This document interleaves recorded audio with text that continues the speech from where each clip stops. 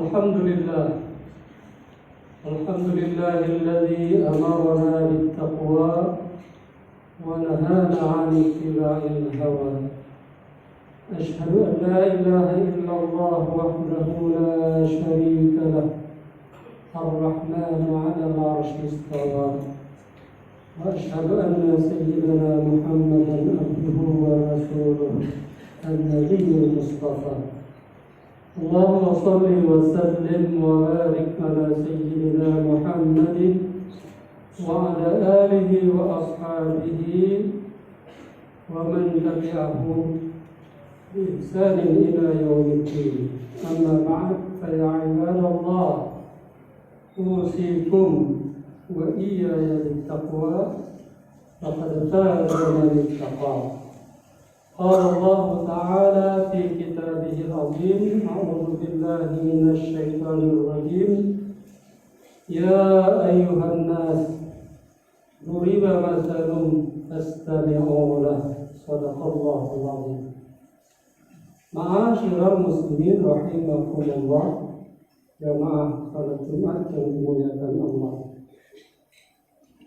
Selaku makhluk Allah yang berbanyak menerima nikmatnya, seharusnya kita bersyukur kepada Allah atas limpahan rahmat dan nikmatnya yang tak amat banyak.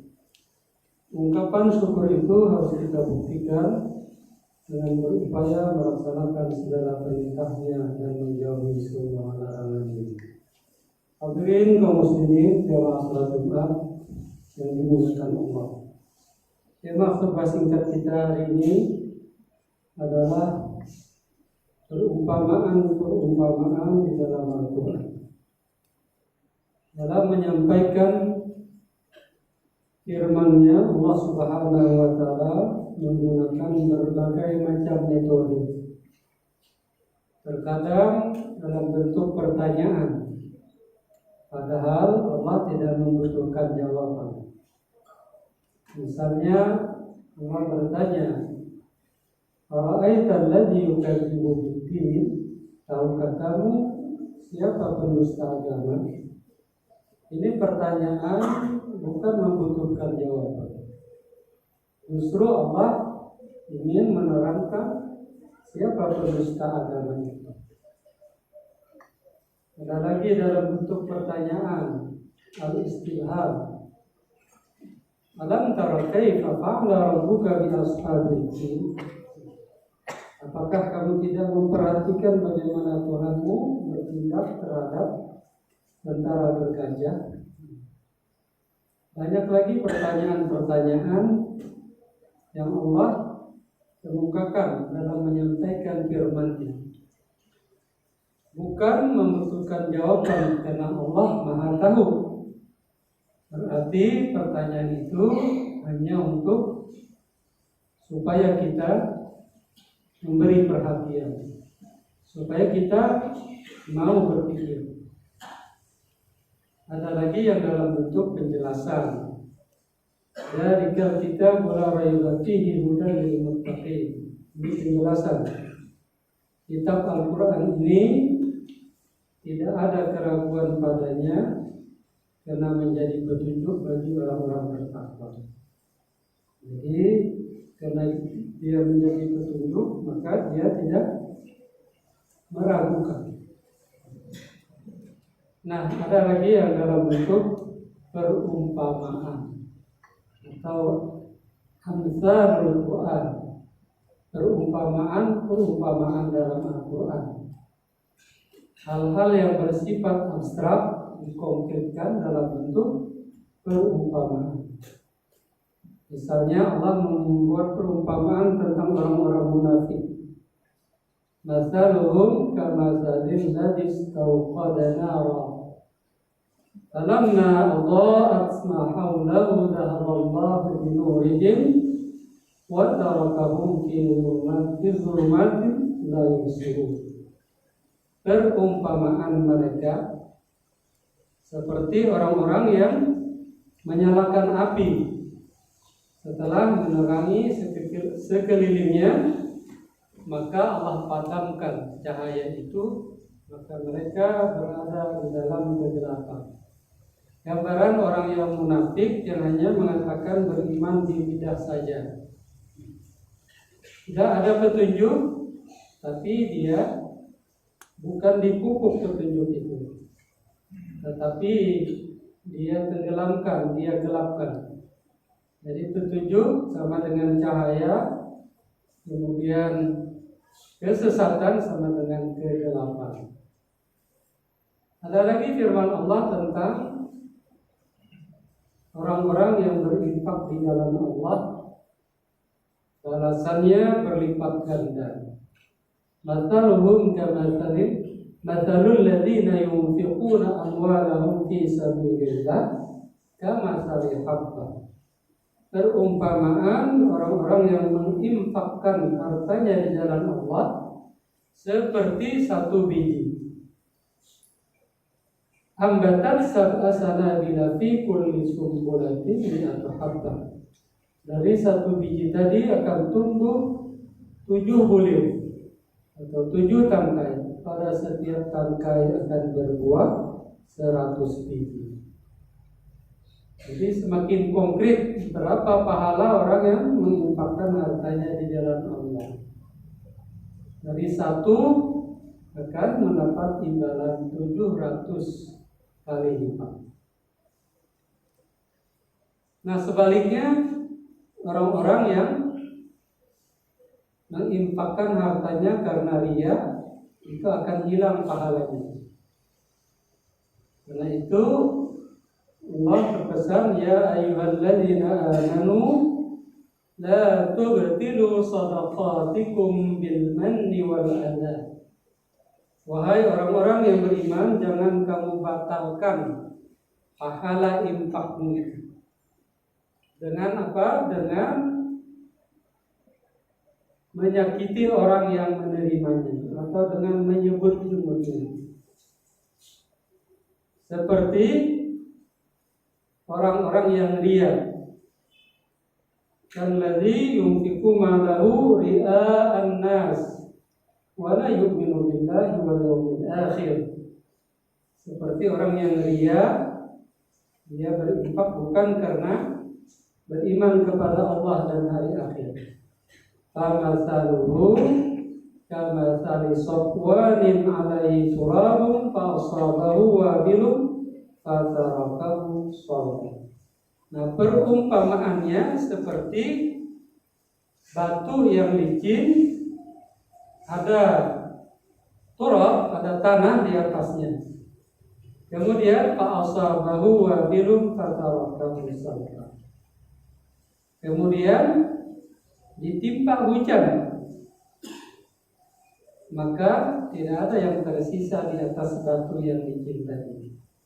Itu perumpamaan orang yang dia di dalam menginfakkan hartanya di jalan Allah.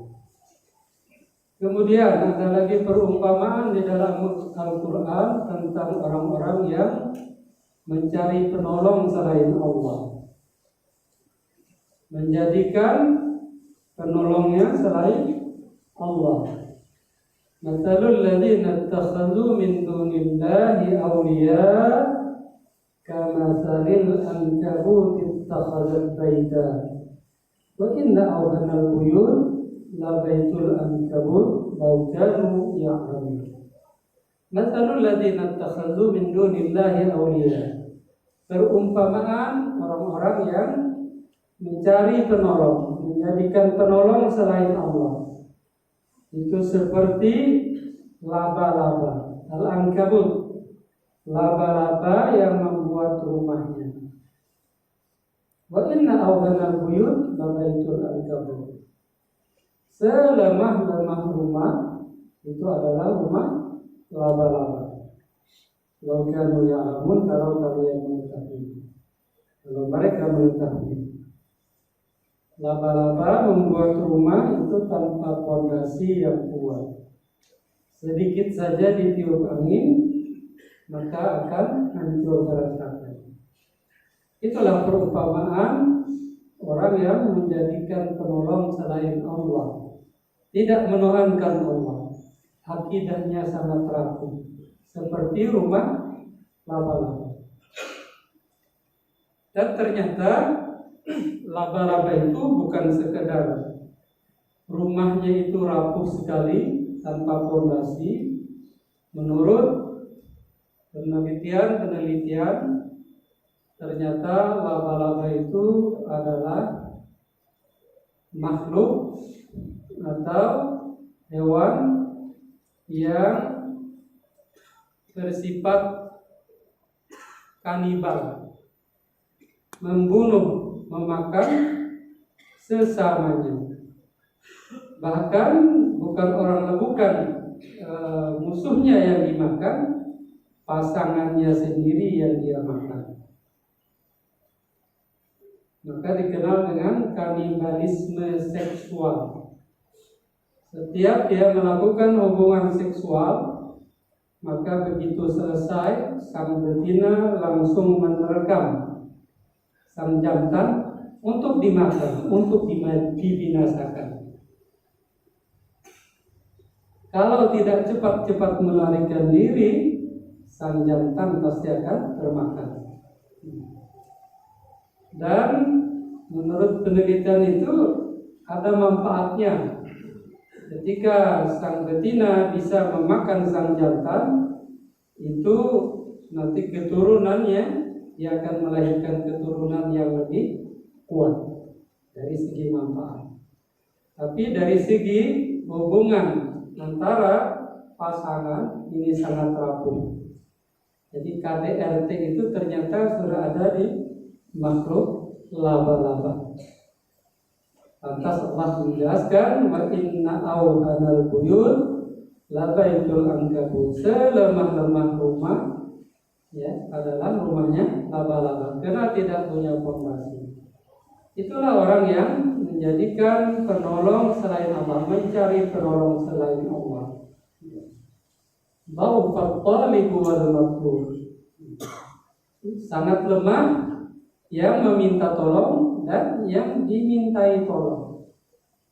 Itu gambaran atau perumpamaan orang yang berakidah selain kepada Allah, menuhankan sesuatu selain Allah, mencari penolong selain kepada Allah.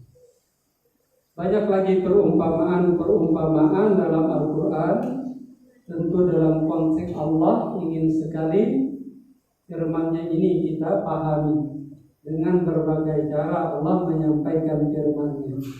Ada dalam bentuk penjelasan, ada dalam bentuk pertanyaan, ada juga dalam bentuk perumpamaan. Semoga ini kita pahami sebagai kasih sayang Allah kepada kita. Dengan segala cara Allah mengajarkan firman-Nya ini kepada kita agar kita mau memperhatikan, mau mengkaji, mempelajarinya untuk diamalkan dalam kehidupan, supaya kita mendapat petunjuk yang benar, petunjuk yang lurus untuk mencapai keridhaan Allah, kehidupan yang bahagia di dunia dan di akhirat. Barakallahu li wa lakum fil Qur'anil 'azim. ونفعني وإياكم بما فيه من الآيات والذكر الحكيم. أقول قولي هذا وأستغفر الله العظيم لي ولكم ولسائر المسلمين والمسلمات والمؤمنين والمؤمنات فاستغفروه إنه هو الغفور الرحيم. اللهم صل على سيدنا محمد وعلى آل سيدنا محمد.